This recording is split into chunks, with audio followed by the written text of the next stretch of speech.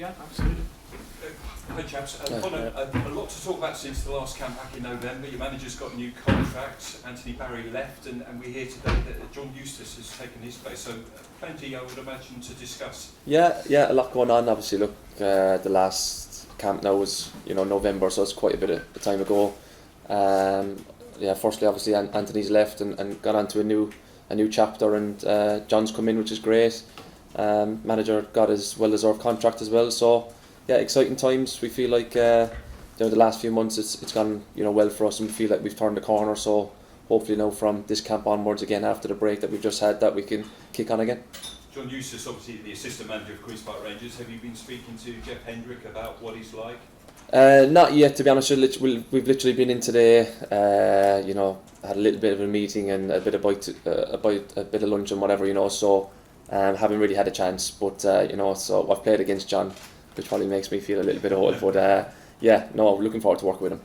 And in terms of the manager getting his contract, obviously it took a bit of time, but does that sort of draw a line in the sand now, and we can sort of move on and look forward? Yeah, like I said, it's great for him, well deserved. Like I said, the last couple of camps, and we feel like we're turning a corner, playing some good stuff, getting some good results. So, exciting time now. Like I said, that's draws a line under it, like you said, and onwards and upwards. We're really looking forward to this camp and to the games ahead.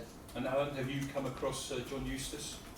Well, he's obviously involved with QPR, so just from playing against them, maybe I did play against him years ago. I don't think I did, but I don't know much about him. Haven't had a chance to speak to Jeff, but just met him briefly earlier. Were you disappointed that Anthony Barry went, and what will you miss from him? Yeah, it's obviously disappointing when someone of that high stature and high regarded in the game leaves. But we wish him all the best. We've got some great coaches, a great manager, and the players are really striving under them. So we'll hopefully continue the good work that we have been doing.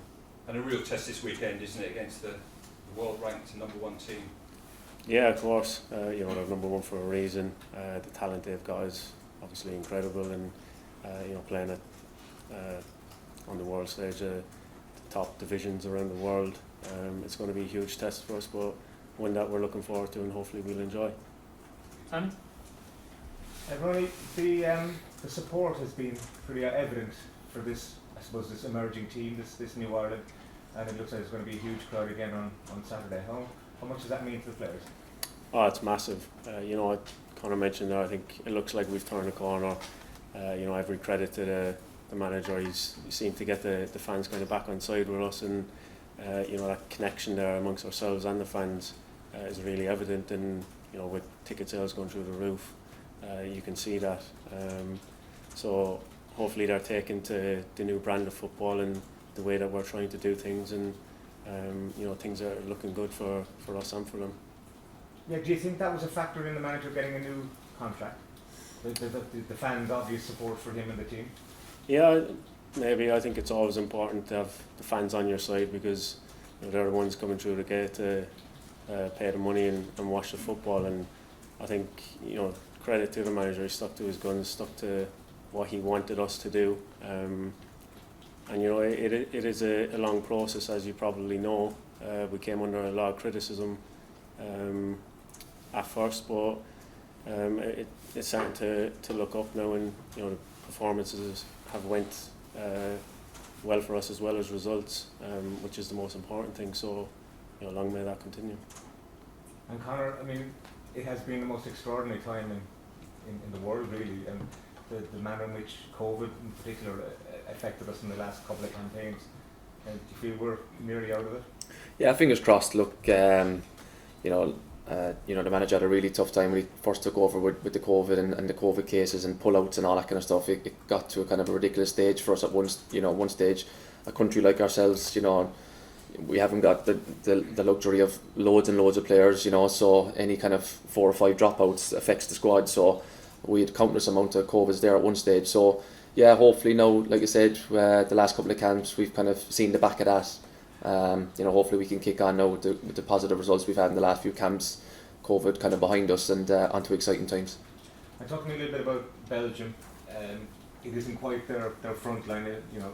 if you have a De Bruyne and you choose not to bring him into your squad, you'd imagine it would weaken them a bit, but they still have a very impressive looking squad. Yeah, I'd say they'll be alright, Tony, to be honest with you. You know, they're pretty exciting. They've got a fantastic squad. They, you know, with 1 or 2 out, they'll have a few lads, you know, jumping at the bit, ready to go. World class names, so yeah, they'll be fine, I reckon.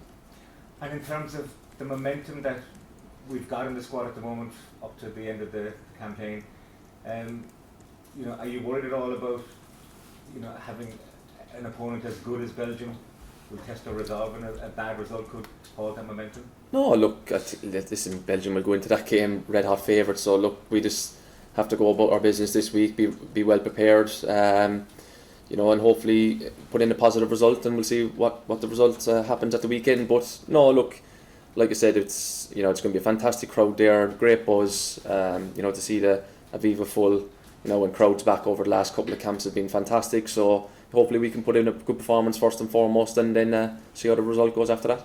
Thank you. John? Just one for yourself, Conor. Well, on the last couple of matches, the form has been good. What are you hoping to do to push for a start, maybe, if not these games, but certainly in June?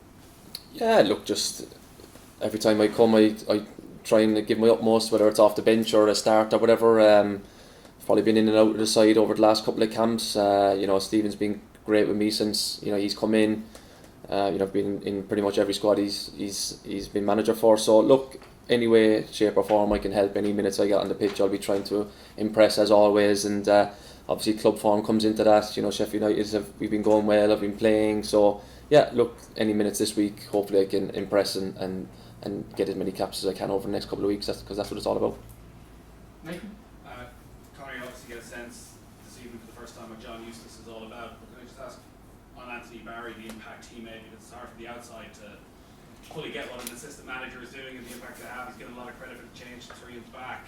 Can you talk about what sort of a role he had over the last year and how big a loss he might be? Yeah, look, there's no kind of secret that, you know, Andy was fantastic. You know, when he first came in, he was a breath of fresh air. His ideas and how he coached was great. You know, he was obviously at Chelsea. You know, you're not a bad coach if you're there at Chelsea at a top club. You know, he's obviously won a few trophies with them as well and been heavily involved. So yeah, look, you know, Anthony was very, very impressive in his time here. He's obviously gone on to Belgium, but yeah, you know, Anthony put his own stamp on the group and it was brilliant. But we have to move on from that now, and hopefully John coming in can maybe give us a few more ideas or different ideas with Keith as well, who's great. So yeah, look, you know, thanks to Anthony for everything he's done for us. He was brilliant, but new chapter now and trying to move forward and go on to kind of bigger and better things.